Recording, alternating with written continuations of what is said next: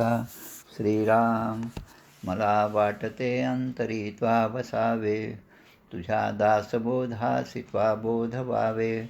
अपत्यापरी पाववी प्रेमग्रासा, महाराज या सद्गुरु रामदासा. श्रीराम जय जय रघुवीर समर्थ. श्रीकृष्ण गोविंद हरे मुरारे, हे नाथ नारायण वासुदेव. श्रीकृष्ण गोविंद हरे मुरारे, हे नाथ नारायण वासुदेव.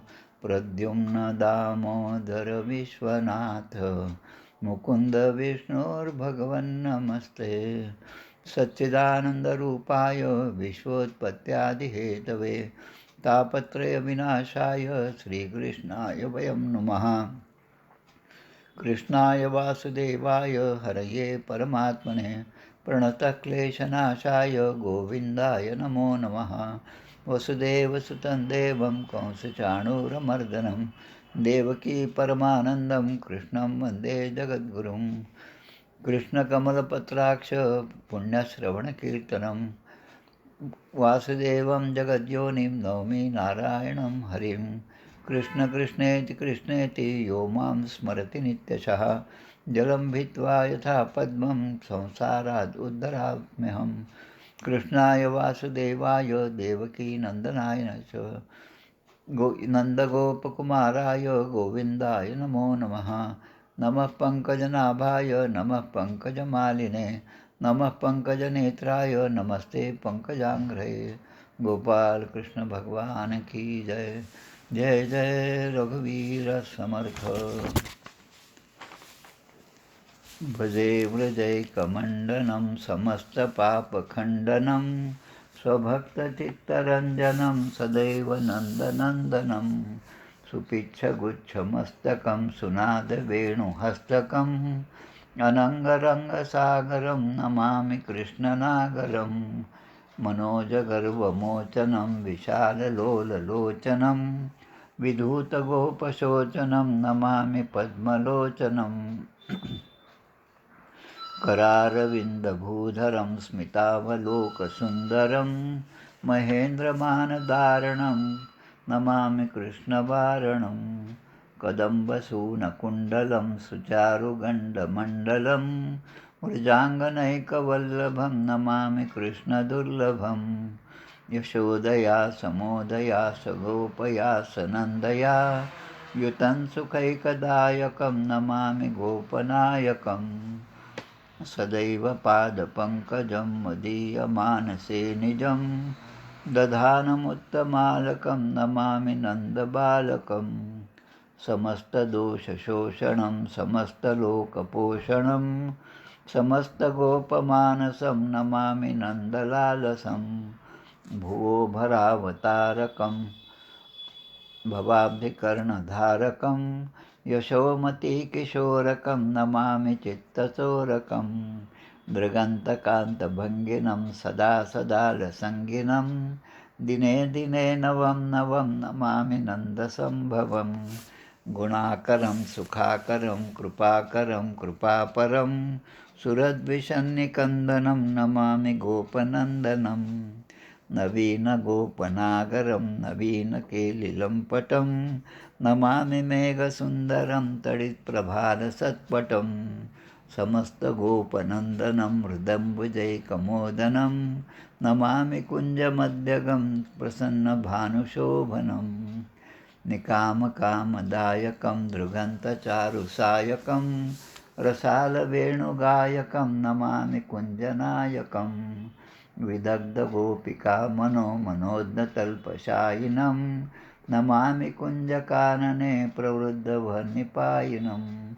यदा तदा यथा तथा तथैव कृष्णसत्कथा, मया सदैव गीयतां तथा कृपा विधीयताम्.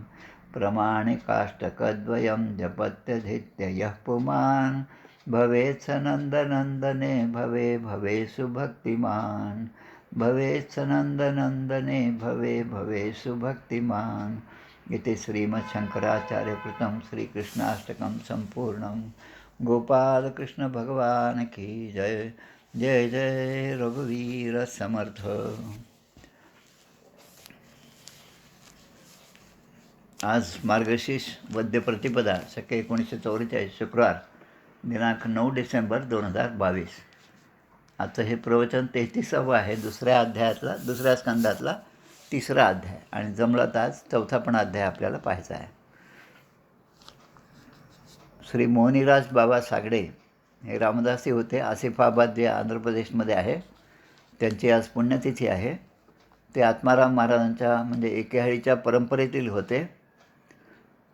ते आणि त्यांचे शिष्य अण्णाजी धनकर यांनी संपूर्ण दासबोध जो आहे तो ग्रंथ लिहिलेला आहे. तो पण उपलब्ध आहे. आसिफाबाद या ठिकाणी त्यांची समाधी आहे आणि त्यांची विशेष ओळख म्हणजे त्यांच्या कन्या श्रीमती वेणुताई धोकटे यांनी आपल्या अनंतदास महाराज ज्यांची उस्मानाबाद धाराशिवला समाधी आहे, अनंतदास महाराज, त्यांचं चरित्र अनंतायन या नावाने त्यांनी लिहिलं आहे त्या वेणुताईंनी आणि खूप सुंदर असं चरित्र आहे. सगळ्यांनी अवश्य वाचावं. ते PDF सुद्धा उपलब्ध असतं आणि पुस्तक पोथी रूपाने सुद्धा ते उपलब्ध आहे. काही किमती नसतात या गोष्टींच्या. संसारामध्ये आपण जेवढं काही पैसे घालतो त्यापेक्षा कितीतरी स्वस्तच या सगळ्या गोष्टी आहेत. पण या संसारातून उद्धरून नेण्यासाठी जे आवश्यक आहे ते अशा सगळ्या ग्रंथामध्ये असतं.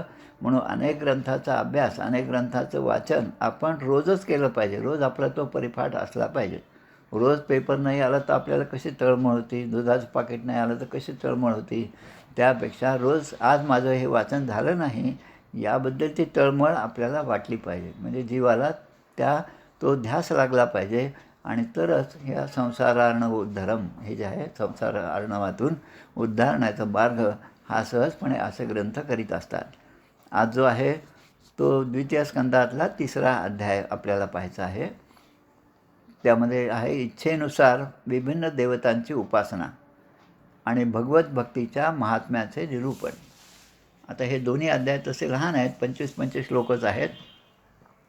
या द्वितीय स्कंदामध्ये आपण पाहिलं पहिल्या अध्यायामध्ये की भगवंताच्या ध्यानाचा विधी आणि भगवंताच्या विराट स्वरूपाचे वर्णन हे पहिल्या अध्यायामध्ये दिलेलं आहे. आणि दुसऱ्या अध्यायामध्ये भगवंताच्या स्थूल आणि सूक्ष्म रूपाची धारणा तसेच क्रममुक्ती आणि सद्योमुक्ती यांचं वर्णन केलेलं आहे. हा दुसरा अध्याय जो आहे एका दृष्टीने सर्वसाधारण माणसासाठी ऐकण्यासाठी थोडंसं अवघड आहे. त्यामध्ये मन तेवढं रमत नाही कारण बऱ्याच गोष्टी आपल्या डोक्यावरून जातात. मागच्या वेळेस आपण पाहिलं असेल हे जे सद्योमुक्ती आणि क्रममुक्ती आहे याबद्दलचं विवेचन करत असताना प्रवचन झाल्यानंतर आपल्याकडनं जो काही म्हणजे प्रतिक्रिया येतात त्या प्रतिक्रिया फार कमी होत्या आणि साहजिकच आहे. ते एवढं अवघड सगळं पचायलासुद्धा आपल्याला अवघड जातं.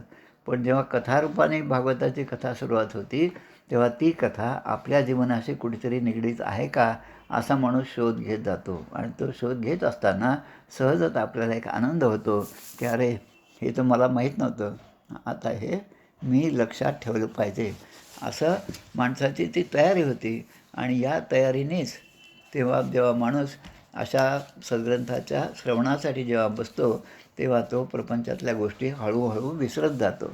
म्हणून सतत याचं जे श्रवण घडलं पाहिजे आणि त्या श्रवणाने मन जे आहे मन हे मागे भगवंताशी सत्वगुणामध्ये लिहिलेलं आहे. मन कसं आहे की ते भगवंताची अपेक्षा करतं, भगवंताची मागणी करतं. आत्तापर्यंत संसाराची मागणी करत होतं पण आता त्या मनाचा स्वभाव आता बदलला. त्यामुळे भगवंता तुझी प्राप्ती मला कधी होईल असा विचार श्रवण करणाऱ्या श्रोत्यांच्या मनामध्ये सहजपणे उद्भवतो. त्याच पद्धतीने या ठिकाणी आपण पाहिलं की शुकदेव जे आहेत त्यांचं आगमन त्या गंगातटी झालेलं आहे.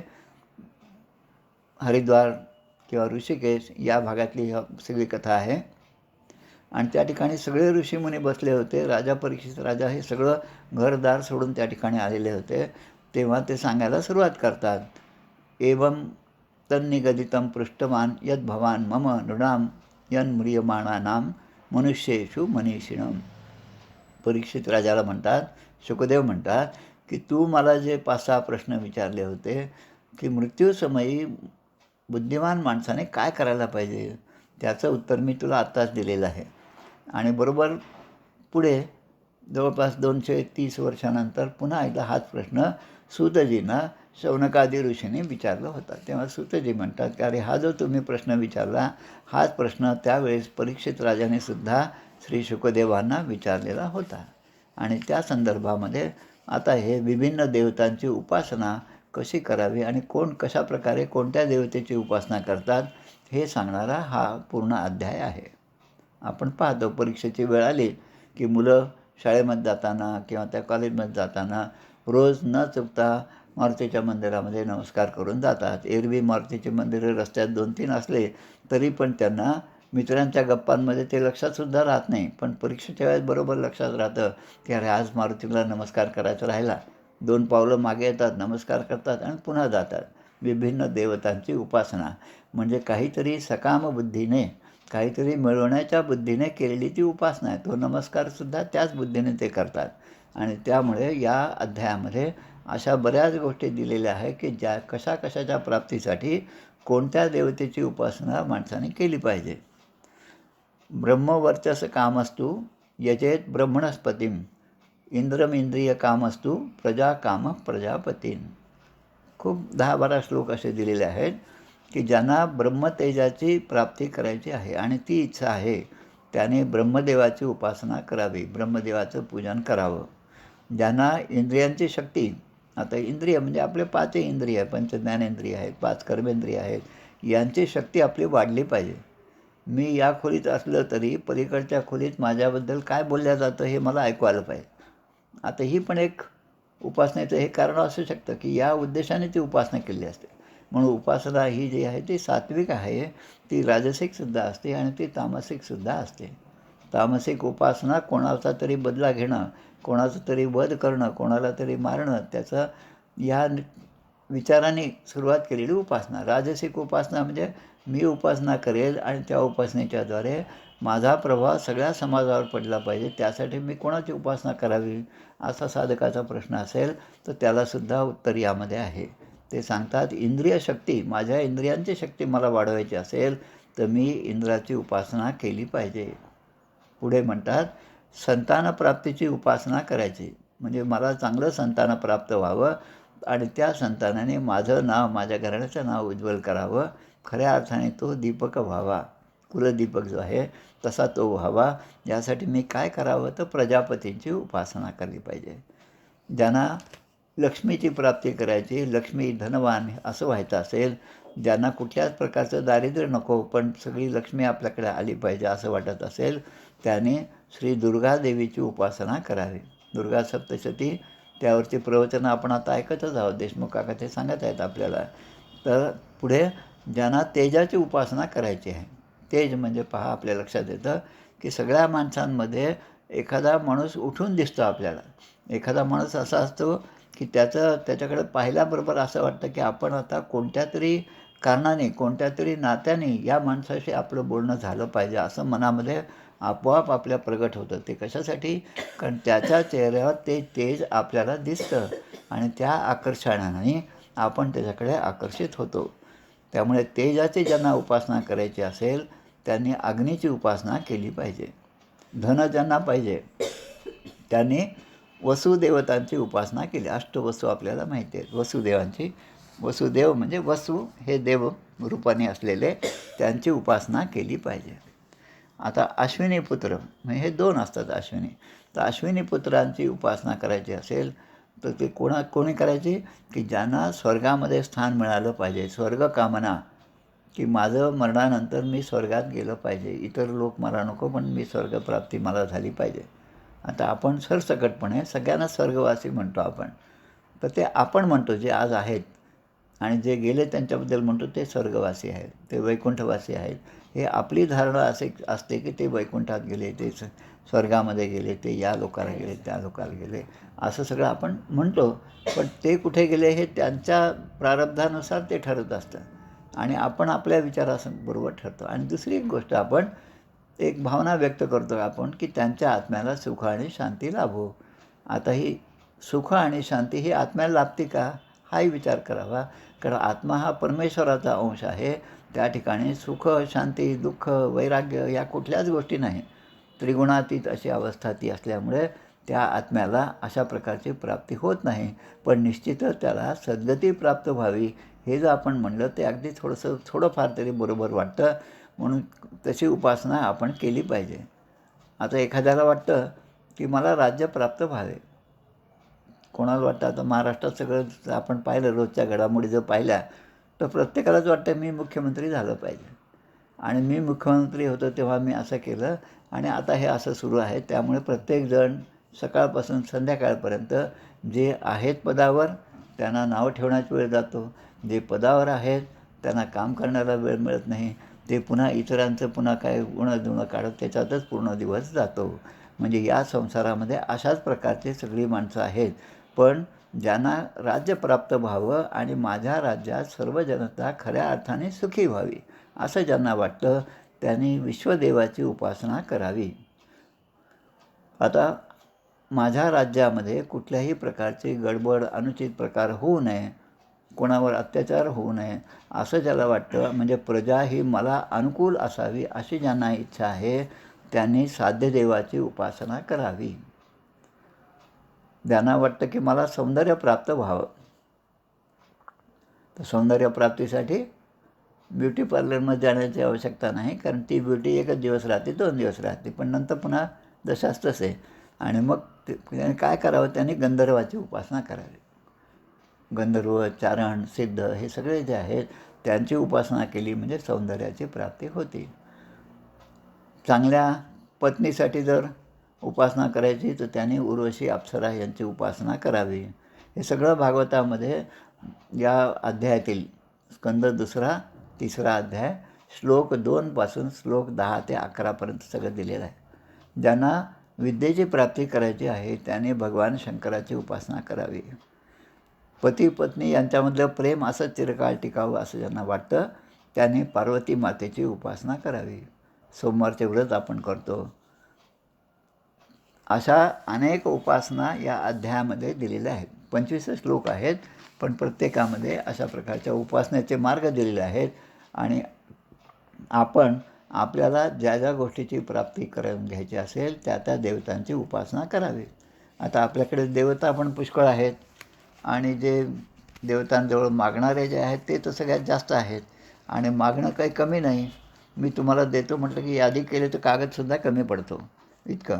माझे अपराधांच्या राशी भेदून गेल्या गगनाशी, दयावंता ऋषिकेशी आपल्या ब्रीदासी सत्य करी. आता ब्रीद आहे तुझं की शरणागत आहे तर तू शरणागत वत्सल आहेस. त्यामुळे शरणागतांना अभय देणं हे तुझं काम आहे. म्हणून त्या ठिकाणी प्रत्येकजण कुठल्या ना कुठल्या उपासनेला लागलेला असतो. आता एक आहे म्हणजे आता ही उपासना 2 प्रकारची झाली, सकाम झाली आणि निष्काम झाली. आता सकाम उपासना जी आहे ती त्या फळप्राप्तीसाठी आहे. आणि ते एकदा फळप्राप्त झालं, एकदा परीक्षा संपली की मारुतीला जाणं बंद. आणि मग पुन्हा केव्हा सुरू होतं, जेव्हा पुढच्या परीक्षेचे दिवस येतात तेव्हा. जेव्हा रिझल्ट लागतात तेव्हा मग लक्षात येतं की अरे मी इतक्यांदा मारुतीचा नमस्कार करून गेलो पण रिझल्ट काही फार चांगला लागला नाही, मग आता कशाला जायचं तिकडे. म्हणजे आपल्या कामनेच्या पूर्तीसाठी भगवंताची आराधना माणूस करतो आणि कामना पूर्ती झाली नाही तर भगवंतापासून दूर जातो. म्हणून देवाचे जे मनोगत तेचे आपले उचित, इच्छेसाठी भगवंत अंतरू नये की श्रीराम. श्रीमद्दासबोधामध्ये ग्रंथराजामध्ये अशा कितीतरी ओव्या दिलेल्या आहेत की ज्या आपल्या दैनंदिन जीवनात प्रत्येक वेळेस ते आपल्या उपयोगाच्या येतात. म्हणून या ठिकाणी एक ओवी छान दिली सगळ्यात शेवटी 10व्या श्लोकाची. अकाम सर्व कामो वा मोक्षकाम उदारधीही तीव्रेण प्रतियोगेन यजेत पुरुषम परम. म्हणजे भक्त हा बुद्धिमान असो, शिकलेला असो किंवा नसो, भक्त हा कामनेने उपासना करणारा असो किंवा कामनारहित असो, भक्त कुठल्याच प्रकारच्या मागण्यासाठी आलेला असो किंवा काही न मागण्यासाठी पण आलेला असो, तो मुमुक्षु असो, तो बद्ध असो, तो कुठल्याही परिस्थितीत असलो, जेव्हा तो भगवंताकडे जातो तेव्हा त्याच्याकडे काहीतरी मागण्यासाठी असतं. एक यादी त्याच्या मनामध्ये असते, भगवंता असं होऊ दे, तसं होऊ दे. आणि मग म्हणतो की एक तुकडा दिला भगवंताला आणि त्यामध्ये असं अपार धनाची अपेक्षा लोक करतात, अशी पण ओवी आपल्या ग्रंथराज दासबोधामध्ये आहे. आणि मग जे खऱ्या अर्थाने भक्त आहेत ते मात्र तीव्र अशी भगवंताची उपासना करतात. मग अशा सगळ्या प्रकारच्या लोकांसाठी, भक्तांसाठी पुरुषोत्तम भगवंताची आराधना केली पाहिजे. आता पुरुषोत्तम भगवंत म्हणजे सगळ्या पुरुषांमध्ये उत्तम म्हणजे विष्णू. एक लक्षात घ्या, सगळ्या देवता ज्या आहेत त्या सगळ्या काय म्हणतात त्याला सेकंड क्लासच्या बोगीमधनं प्रवास करणारे आहेत, पण फर्स्ट क्लासच्यामध्ये सुद्धा अजून काही हायर फर्स्ट क्लास असणारे जे आहेत ते भगवंत जे म्हणजे पुरुषोत्तम भगवंत म्हणजे परमेश्वर आहेत, त्यांची उपासना आणि सर्व देव नमस्कार केशवम प्रतिगच्छती. कोणत्याही देवतेला केलेला नमस्कार हे त्या श्रीकृष्णापर्यंत जातो. पण आपण तेवढा विचार करत नाही. त्यामुळे आपण प्रत्येकजण मी गणपतीची उपासना करतो, मी सरस्वतीची उपासना करतो, मी महादेवाची उपासना करतो, म्हणजे आपण त्या स्वरूपापर्यंत त्या रूपापर्यंतच मर्यादित राहतो. पण त्याच्या पलीकडे जे आहे, ज्यांनी ह्या सगळ्या देवता निर्माण केल्या आहेत तो कोण आहे ते सांगणारा हा स्कंद आहे. या स्कंदामध्ये पुढे या चतुश्लोकी भागवताचा सुद्धा उपदेश आहे. तो जेव्हा होईल तेव्हा या सगळ्या विवेचनाची पार्श्वभूमी आपल्याला असली पाहिजे. म्हणून त्या दृष्टीने आपण हे सगळे एक एक अध्याय विस्ताराने पाहत आहोत. आता शौनक ऋषी जे आहेत ते म्हणाले की परीक्षित राजाने व्यासपुत्र आणि कवी अशा शुकदेवांना आणखी काय विचारलं. शौनकादी ऋषींनी सूतजींना विचारलं. हा जेव्हा सत्संग झाला गंगेच्या किनारी, जेव्हा परीक्षित राजा सर्व त्याग करून त्या ठिकाणी आलेले होते आणि ज्यांना 7च दिवसाचाच अवधी होता, मग त्यांनी अनेक प्रश्न शुकदेवांना विचारले असतील.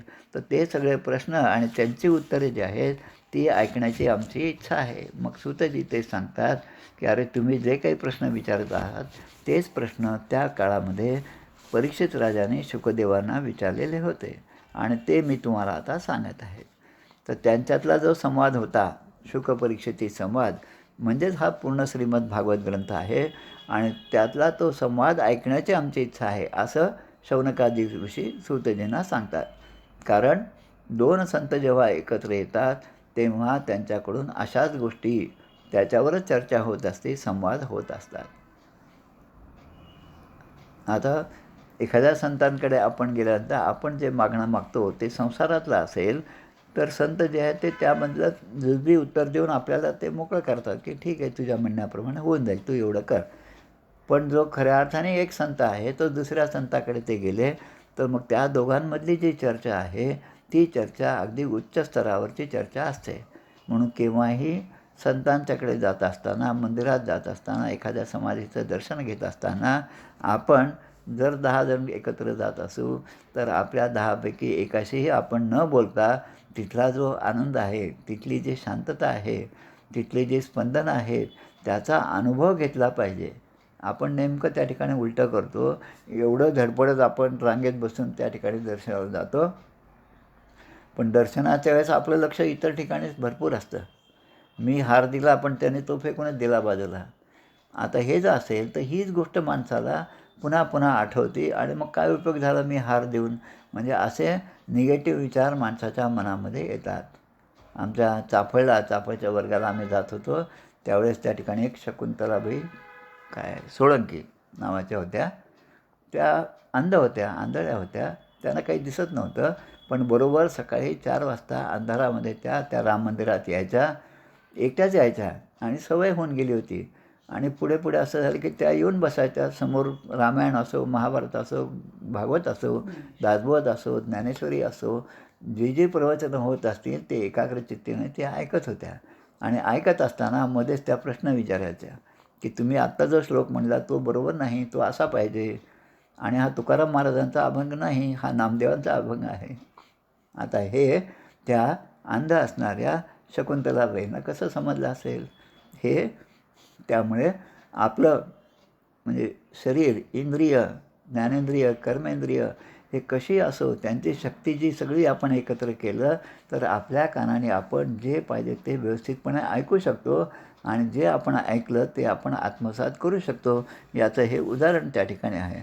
म्हणून संतांच्या सहवासात गेल्यानंतर आपण काही न बोलता तिथला तो आनंद आपण घेतला पाहिजे. म्हणजे त्या अनुभवातून आपलं मन या भगवंताच्या कथेमध्ये रममाण होत जातं.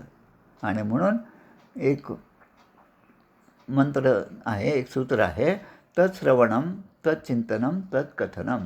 तत् म्हणजे त्या परब्रह्माचं, तत्श्रवणम त्या परब्रह्माच्या अनेक लीलांचं श्रवण, त्या परब्रह्माच्या लीलांचं चिंतन आणि त्याच्याच कथेमध्ये रममाण होणं, हाच एक सगळ्यात चांगला मार्ग आहे.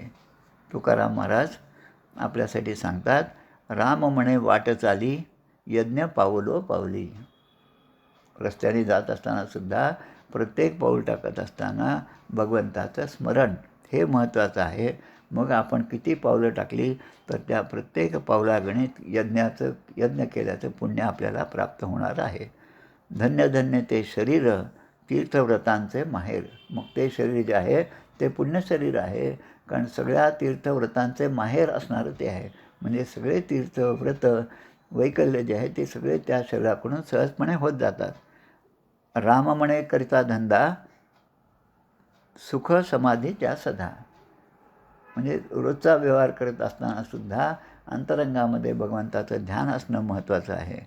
राम म्हणे भोगी त्यागी.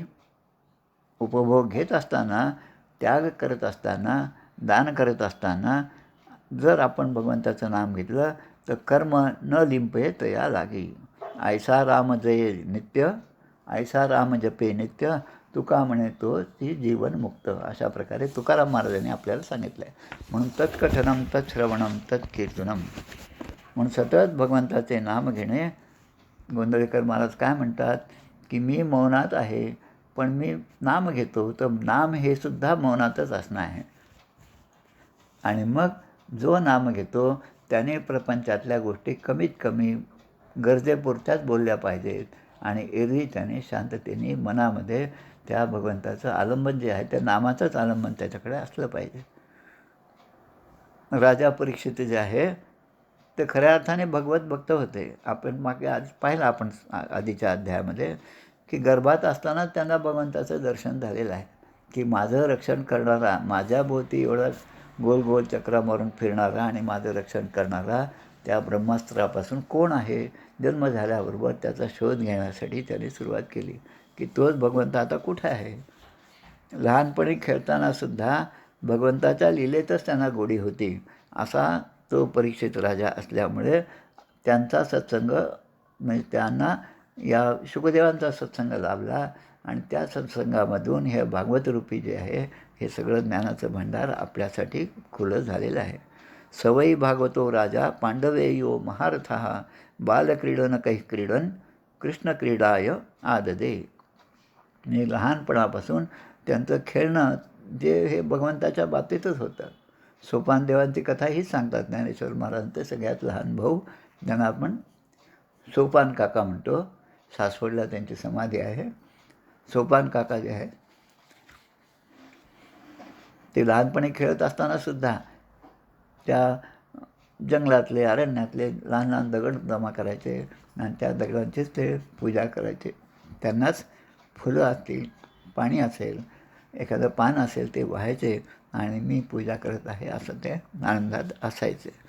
तसं आयुर्हरती वै पुंसान उद्यन्नस्तम च यन्नसौ तस्यर्थे यत्क्षणो नीत उत्तम श्लोका वार्तया.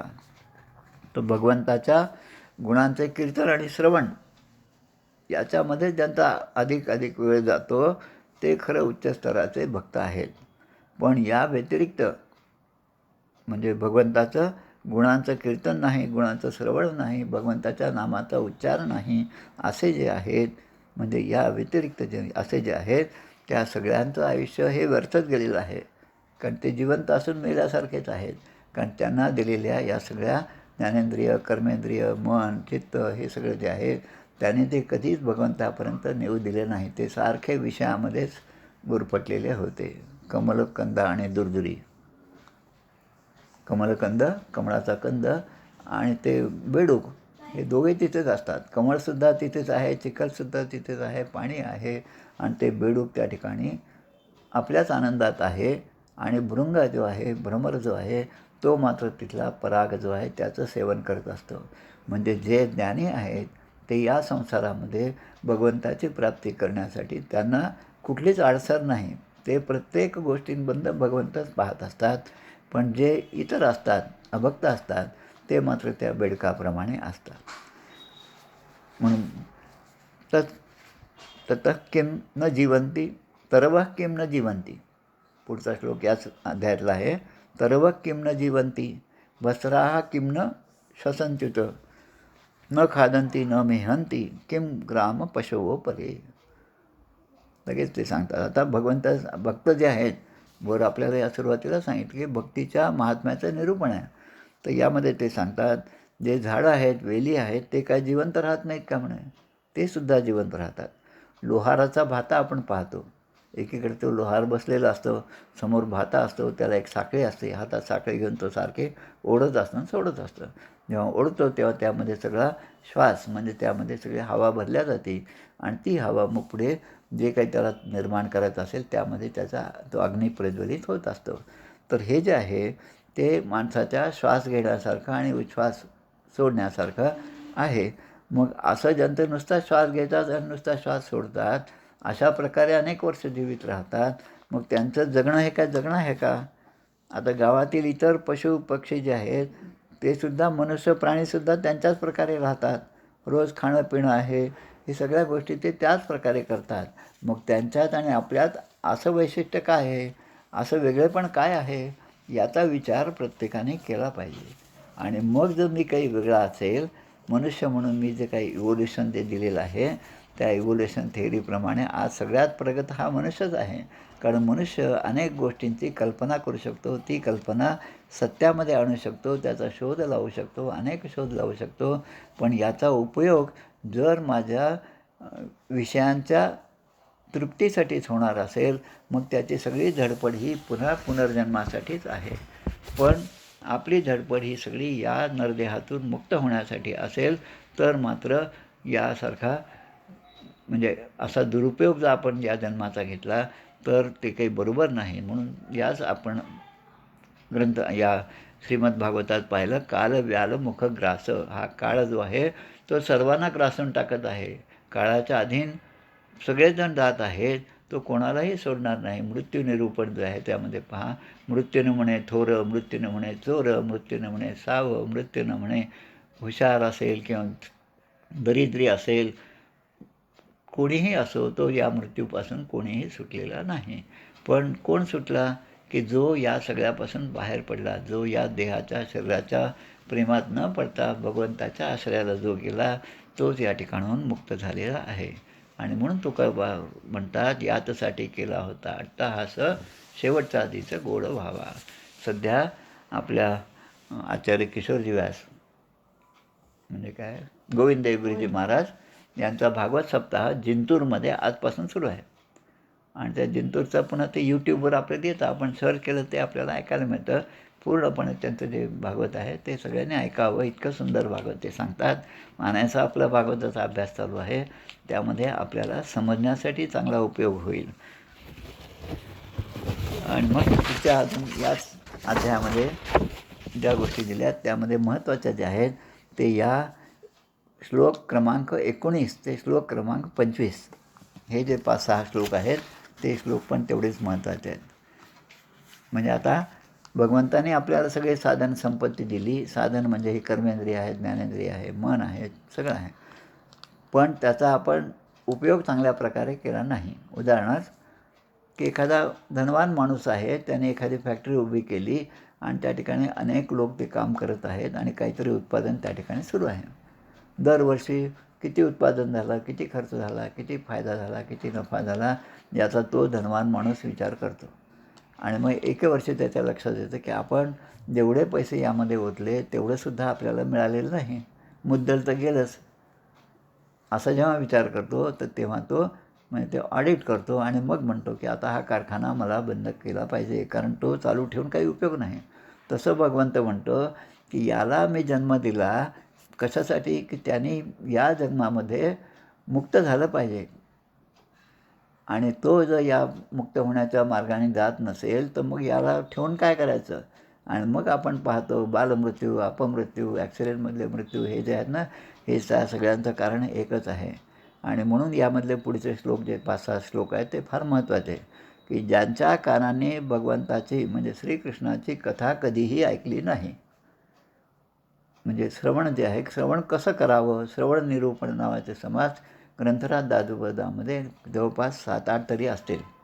ते सगळे समास वाचा. कशाचं निरूपण करावं आणि ते श्रवण करावं आणि ते कशाबद्दल असावं, की जेणे उपरती वाढेल. म्हणजे या सगळ्या दृश्याबद्दलची उपरती आली पाहिजे आणि मन जे भगवंताची मागणी आपल्या मनाने केली पाहिजे. जेणे वैराग्य चढे, की जे ऐकल्यानंतर, ज्याचं श्रवण झाल्यानंतर, जे वाचल्यानंतर माझ्या मनामध्ये वैराग्याचा उदय होईल, विवेकाचा उदय होईल, अशा गोष्टींचं श्रवण आणि वाचन मी केलं पाहिजे. आणि ते जर नाही केलं तर आपण पशुतुल्यच आहोत, असं या 19व्या श्लोकात म्हटलेलं आहे. पशु, कुत्रे, डुक्कर, उंट, गाढवं यांच्यासारखेच आपण आहोत, अशा प्रकारे ते यामध्ये दिलेलं आहे. पुढे ते म्हणतात, जो मनुष्य भगवंताची कथा ऐकत नाही त्याचे कान काय आहेत? कान म्हणजे एक सर्पाचं बिळच आहे म्हणे. तर कानाने तत्श्रवणम, तत्कीर्तनम मुखाने आहे आणि तत्चिंतनम चित्ताने आहे. म्हणून आपल्या कानाने त्या तत् म्हणजे त्या भगवंताच्या कथा कीर्तनाचं श्रवण माझ्याकडून व्हावं. ऋग्वेदामधला मंत्र आहे, आनो भद्र कृण्वन्तः. म्हणजे माझ्या कानावर चारही दिशांनी फक्त भगवंताचं गुणगान श्रवणं हे जे आहे तेच यावं. भगवंताचं कथा ज्या आहेत त्याच माझ्या कानावर नेहमी याव्यात, अन्यथा माझे कान बंद असावेत. आणि म्हणून पृथ्वीराजांनी 1000 कान जे मागितलेलं आहे ते पण आपल्याला पुढे भागवतात येणार आहे. पृथ्वीराजा म्हणतो की भगवंता मला 1000 कान दे, कारण तुझं गुणवर्णन ऐकण्यासाठी माझे हे 2 कानसुद्धा अपुरे पडतात. मग पुढे सांगतात, ज्याची जीभ भगवंताच्या लीलांचे गायन करीत नाही, म्हणजे जो मुखाने भगवंताचं नाम घेत नाही, ती जीभ एखाद्या बेडकाच्या ओरडण्याप्रमाणे, बेडूक कसा डराव करतो पण त्याची कोणीच दखल घेत नाही, तो आपलं ओरडत राहतो, कोणीच दखल घेत नाही, तसं त्याचं बोलणं हे निरर्थक होत जातं. आणि म्हणून आपण म्हणतो आपल्या दैनंदिन उपासनेच्या पुस्तकामध्ये एक श्लोक आहे, राम राम वदगे सखी जिभे, राघवा विण तुझे यश न होय, बक्षिसी तू मधुर तू नये कामा, राम नेईल तुला निजधामा. जिभेने दोन्ही गोष्टी आहेत. आणि म्हणून म्हणजे आपण त्या एखाद्या पदार्थाचा स्वाद घेऊ शकतो, रस घेऊ शकतो, त्याचप्रमाणे भगवंताचं नामसुद्धा घेऊ शकतो. आणि म्हणून जेणे जिंकली वासना रसना, तृप्त जयाची वासना, तृप्त जयाची कामना, अंतरी म्हणजे कामना तृप्त झाली पाहिजे आणि रसना जिंकली पाहिजे, हे माझ्या जिभेने मी केलं पाहिजे, तो सत्वगुण आहे असं ते सांगतात. आता पुढे म्हणतात की ज्याचं डोकं म्हणजे जे सांगितलं मी कर्मेंद्रिय आणि ज्ञानेंद्रिय, त्याचा उपयोग कशा प्रकारे होतो. जे मस्तक भगवंताच्या चरणी नमत नाही, की ज्याला वाटत नाही की मी आता जाऊन भगवंताचा आशीर्वाद घ्यावा, भगवंताच्या चरणी साष्टांग दंडवत घालावा, असा जो आहे त्याचं जे डोकं आहे ते फक्त रेशमी वस्त्राने वेष्टीत आहे, मुकुट घातलेलं आहे, तरी पण ते एक प्रकारचं ओझंच आहे. आणि ते तुकाराम महाराज म्हणतात, जसं खुंटीवर एखादं वस्त्र आपण अडकून ठेवतो, पूर्वीच्या काळी हे खुंटी दिसायची, आजकाल ती खुंटी पण नसते कोणाच्याकडे, तर त्यावर धोतर, वस्त्र, टोपी हे सगळं त्यावर टांगलेलं असायचं किंवा अडकून ठेवलेलं असायचं. तर असा जो भगवंताच्या चरणी नतमस्तक होत नाही त्याचं डोकं म्हणजे अशाच प्रकारचं आहे. ती खुंटीच आहे, फक्त गळ्यामध्ये काहीतरी घालण्यासाठी. मग तसं त्याने करू नये. आणि जे हात जे भगवंताची पूजा करत नाही, भगवंताची सेवा करत नाही, ते कोणत्या कामाचे आहेत ते हात? काहीच कामाचे नाही. जसं सुवर्ण अलंकाराने युक्त हातामध्ये खूप चांगल्या बांगड्या वगैरे घातल्या तर महिलांना असं वाटतं की आता कुठेतरी माझ्याकडे पाहावं, या बांगड्यांचा उगाचच आवाज करतील की लोकांचं लक्ष जावं आणि मग त्याने प्रश्न विचारा, मग मी सांगावं कोणाकडून केलं, कधी आणलं, किती रुपयाचं आहे वगैरे सगळं. म्हणजे त्यामध्ये त्या गुरफटलेल्या आहेत.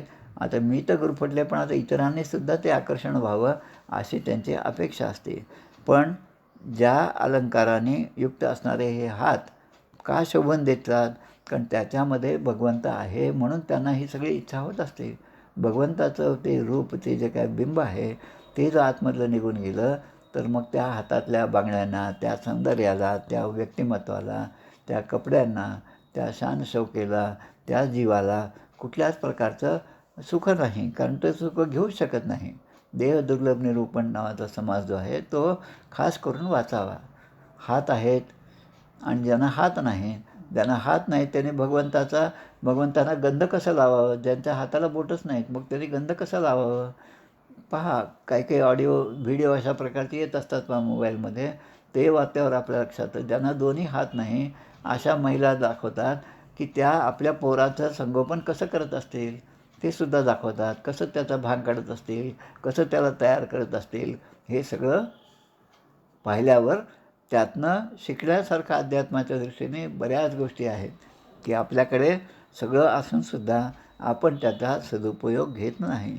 म्हणून ते सांगतात की सूत महोदय, भगवंताच्या मंगलमय नामाचं श्रवण आणि कीर्तन केल्यावरही ज्याचे हृदय विरघळून जात नाही, म्हणजे एखादा चांगला प्रसंग पाहिल्यानंतर ज्याचं हृदय पिळवटून निघत नाही तर त्याचं हृदय हे एखाद्या लोखंडाप्रमाणेच आहे.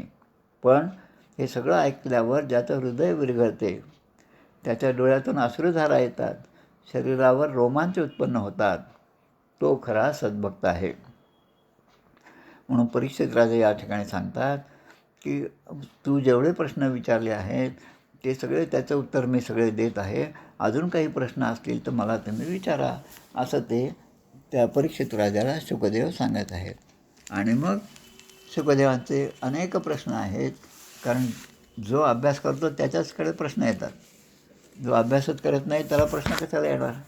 आम्ही शाळेमध्ये असताना, कॉलेजमध्ये असताना आमचे गणिताचे प्राध्यापक काही गणितं द्यायचे, 5-7 गणितं अगोदरच बोर्डावर लिहून द्यायचे आणि ते म्हणायचे हे गणितं सोडवा आणि सगळे 10 मिनटात झाले पाहिजेत. आणि ज्यांना येत नाही त्यांनी तुमचा पेन द्या म्हणजे मी तुमची अटेंडन्स घेतो, ते सांगायचे. आता आपण त्यांना पेन देणं म्हणजे मला गणित येत नाही आणि आपण पेन न देणं म्हणजे मला गणित येत आहेत. आणि मग त्यांचं लक्ष असायचं की याने पेन दिला नाही याचा अर्थ याला गणितं येतात, पण त्या कागदावर तर हा काहीच उतरत नाही. त्यामुळे ते दोन्ही अर्थाने शिष्याची परीक्षा घेत होते. तसं या ठिकाणी सगळं दिलं आपण, हात दिले, पाय दिलं, सगळं दिलं, पण हा तीर्थयात्रा करत नाही, हाताने हा दान देत नाही, वाणीने हा भगवंताचं नाम घेत नाही. मग असं असेल तर हा कारखाना बंद करायला काय हरकत आहे? म्हणून असा अकस्मात मृत्यू जो आहे, अकस्मात एखादं विघ्न जे आहे ते माणसाच्या समोर येत असतं. आणि म्हणून परीक्षित राजाला ते सांगतात, तू जेवढं मला विचारलंस ते मी तुला सांगण्याचा प्रयत्न केला आहे. कारण तुझ्या विचारण्यामध्ये तुझ्या एकट्याच्याच मृत्यूवर जय मिळवणे असा तुझा स्वार्थ नाही, पण तुझ्या प्रत्येक प्रश्नामागे या सगळ्या विश्वाचंच कल्याण आहे. किंबहुना भक्ती जी आहे, नारदाने जे वचन दिलं होतं भक्तिमातेला की तुला मी घरोघरी स्थापन करील आणि ते वचन सिद्ध करण्यासाठी ह्या सगळ्या कथा चाललेल्या आहेत. अशा प्रकारे इति श्रीमद्भागवते पारमहंस्यां संहितायां द्वितीयस्कंधे तृतीयोध्यायः. अशा प्रकारे हा 3रा अध्याय या ठिकाणी पूर्ण होतो. आता आपण 4थ्या अध्यायाकडे वळणार आहोत. तोपर्यंत आपण थोडंसं होईल का 4था अध्याय पाहूया, जेवढं होईल तेवढं. 5:15 वाजत झाले, थोडंसं तरी घेऊ आपण. जय जय रघुवीर समर्थ.